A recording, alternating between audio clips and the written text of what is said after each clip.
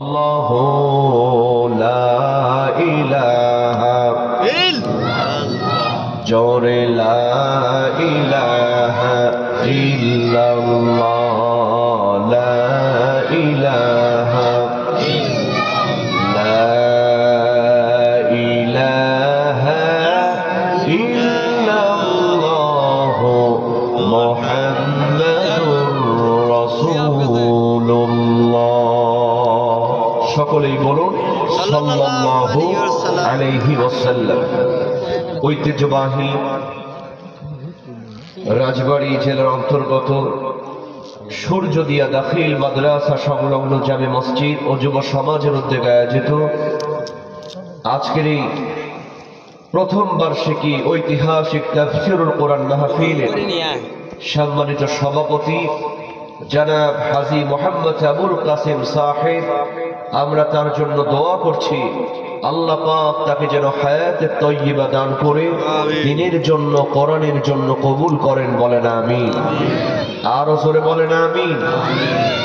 আজকের মাহফিলের আমন্ত্রিত উলামা ইকরাম ফুদালায়ে ইযম, বিশেষ করে আমার আগে অত্যন্ত চমৎকার আলোচনা করেছেন হযরত মাওলানা আশরাফুজ্জামান আল আজাদি সাহেব। আমরা প্রিয় ভাইটির জন্য দোয়া করছি আল্লাহ পাক তার কণ্ঠকে যেন কোরআনের হক কথার জন্য কবুল করেন, বলেন আমিন। আর জোরে বলেন আমিন। আমার সামনে বসে থাকা ইসলাম প্রেমী, কোরআন প্রেমী, রাসূল প্রেমী, তাওহীদের এক ঝাঁক পতাকাবাহী মুসলমান ভাইয়েরা, অরুণ পথের তরুণ দল, আমার যুবক ভাইয়েরা, স্নেহের কচি ও কাচারা, দাড়ি পাকা মুরব্বিয়ান ইকরামেরা, পর্দার অন্তরে অবস্থানরতা আমার সম্মানিতা মা এবং বোনেরা, শুরুতেই আনুষ্ঠানিকতার মধ্য দিয়ে অন্তরের অন্তঃস্থল থেকে হৃদয় নিংড়ানো আদর ও সালাম, আসসালামু আলাইকুম ওয়া রাহমাতুল্লাহি ওয়া বারাকাতুহু। আপনারা সবাই কেমন আছেন? ভালো রাখার মালিক কে? আমরা এখানে এসেছি, বসেছি, তৌফিক দিয়েছেন কে?